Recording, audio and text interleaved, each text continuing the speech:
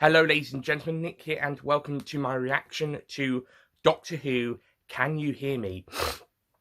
Episode 12 of episode 7 of series 12. Jaws a little, not quite aligned because I just brushed my teeth. So, can you hear me? I thought this was good. I thought it was a good episode. Interesting concepts concerning the immortals.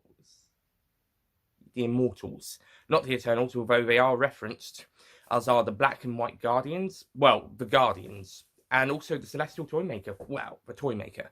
So it's a nice nod to the stories Enlightenment and the Celestial Toymaker, as well as stories featuring the Guardians, such as the Ribos Operation, the Armageddon Factor, and the entirety of the Black Guardian trilogy, which ends with Enlightenment. The other two are Mawdryn Undead and Terminus. And the whole Key to Time saga is concerned about them as well. But anyway, some nice references to the past. Also, there's a Dreg. A Dreg makes a cameo from Dreg from Orphan 55. He makes an appearance. This episode sees this strange guy whose name we can't forget. I think it begins with a K, but I'll call him the Boogeyman, basically. He's the Pitch Black from Rise of the Guardians of this episode. So the Boogeyman is out to scare people, give them their nightmares, to feed someone trapped in a prison, holding back two planets from crashing into each other. And he takes these people to continue to feed their nightmares into this trapped prisoner. He also creates this big monster thing as a fear for one of the people that the Doctor goes and meets in Syria 1380. Meanwhile, back in Sheffield, the companions each start experiencing nightmares with Yaz.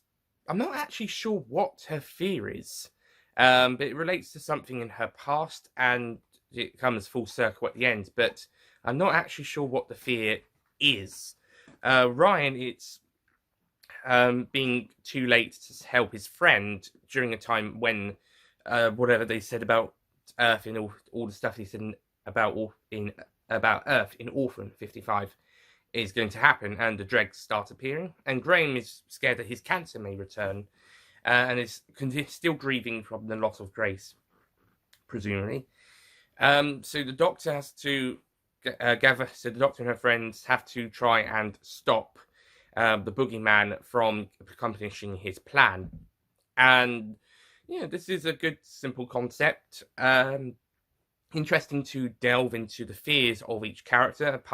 Even the Doctor gets some sort of delving into it. I don't know if it's a fear about the timeless child or if that's just something she was thinking about, but nice little delve in. We get a little bit more time, although not any information is given. We just have a bit more footage, more or less.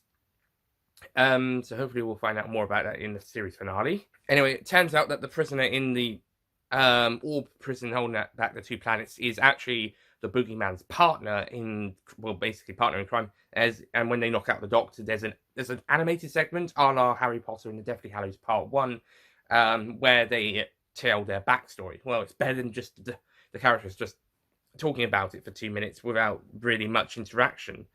But yeah, that was a good bit, and the two characters, they work off really well with each other and go off to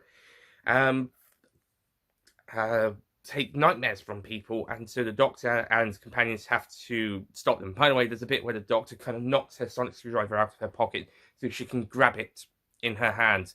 That was a bit of a silly moment, but works effectively. I do like the idea of the Doctor being able to knock the sonic out of her pocket and grabbing it.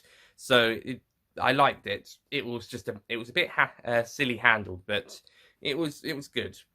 And then she and the others have to stop the boogeying people and trap them back in their little prisony place as their main fear. And then the companions sort of take some time to process this information, with Ryan helping out his friend, and Yaz going to see goes pretty much Yaz's story comes full circle, and Graham talks to the Doctor about his problems before they continue to travel in time and space. Well, again, we're tying into next episode with the ending of this one, where they decide to go and visit Villa Diota. I'm going to so botch that name next week, aren't I? So, can you hear me? This was a good episode. I thought it was got some good stuff, the darker elements, scarier stuff, interesting. I think we could have delved more into the nightmares of each character. Maybe it's because we've got 3 companions we have to delve into the nightmares of. But with Yaz's one, I don't actually know what she's afraid of. It's maybe afraid of what she didn't become rather than what she became. But that's really about it. It ties in with her attempting to run away 3 years earlier, but a policewoman coming to find her and give her just talked to her. Not as like telling off or grown up talk. I mean, literally just chat, and they kind of meet up again. So yeah, I'm not sure what the fear was. Maybe it's Yaz's decision not to take the policewoman's advice, and with Ryan's, I think it was just not coming back, and Graham's, it was his cancer. But I wasn't so certain with Yasmin. I'm not quite sure. So that one could have been delved on and expanded on a bit more in terms of why she's afraid, why she fears it.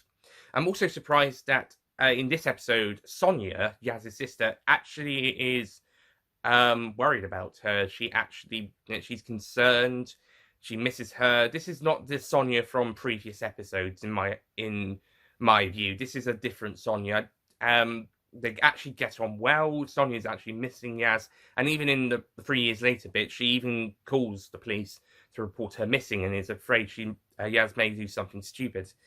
So Sonia Khan is a very different character in this episode to what she was like in previous episodes she has appeared in, which wasn't many, about 3 or 4. 4. And as well as what she was described as in Ghost Monument. In fact, in that episode, Yaz said that she wants Sonia wants Yaz to move out so she can have her bedroom. And now Yaz is away all the time. Sonia's missing her quite a lot. So, yeah, very different character. Maybe she's growing up. Maybe that's what it is. She's growing up. But Ryan's friend, he's also pretty cool. I think he was the one in Spyfall that he talked to. He was a good character. To be honest, I thought he was when he said he's not having a good time. I thought he was talking about he's done something illegal, or he's with a girlfriend or something, or boyfriend, with a romantic partner. But it turns out it's just like Ryan, he's got some sort of mental illness, and like Graham, he has to talk to someone about it. And yeah, this was actually a pretty good episode in terms of tackling, trying to overcome a mental illness. So I'll give it props for that. And yeah, it does do a really good job with telling its story and making its characters great. As for its monster, by the way, the creature that the Syrian girl fears. It wasn't that scary for me, but I think it's a decent design, a mix of the werewolf with a kind of a lizardy, monstery head-esque thing. It kind of emerged between a lizard and between a dinosaur and Agador's head, but with the body of the whale, a slim, fatter werewolf, Agador werewolf. It's basically if Agador was on steroids or some sort of drug and not as nice and had giant claws. And yeah, I actually liked how it was introduced earlier on. We don't see the whole thing, but you get to see part of it. They obviously weren't wanting to build this monster up, so they introduced it just before the titles. This is the 3rd episode of the series to get a pre-title scene. This series are following the 2 episodes of Spyfall. The finale likely will. I'm not sure about next week. We'll see. I say the finale. I'm thinking both episodes, but again, we'll see.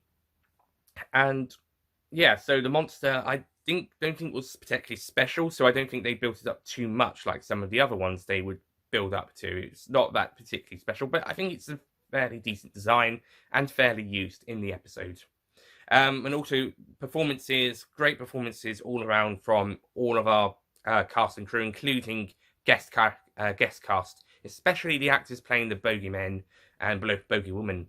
P.S. The Bogeyman reminds me a bit of the Nightmare Man from the Sarah Jane Adventures story, The Nightmare Man. That was cool.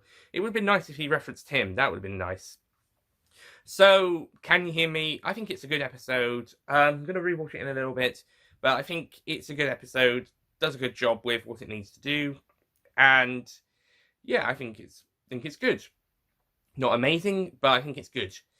So that's it from me. Thank you for watching this reaction. Next time is The Haunting of Villa Diote, I think, where they go back and meet Mary Shelley and Lord Byron.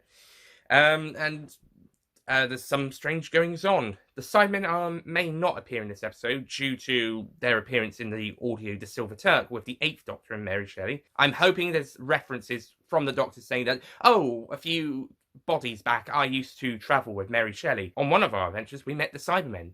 So that would have been that would be enough. Just the 13th Doctor referencing the fact that in her 8th incarnation she travelled with Mary Shelley, and at one point they met the Cybermen. That would be enough to reference the Big Finish audios with Mary Shelley travelling with 8. Anyway, so next time, The Haunting of Villa Diote, and I'll see you guys next time. Goodbye. Don't forget to click below to subscribe to the official Nicholas Payne YouTube channel. I don't know if it's a fear about the Timeless Child, but it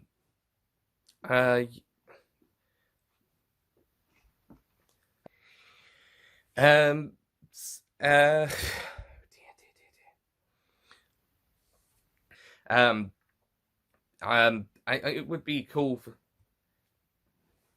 but where was I going at that point? I'm hoping there's references to at least the company of. We met the Cybermen and stuff, and we met the one time we met the Cybermen, and one. Anyway, so that's it from me. Say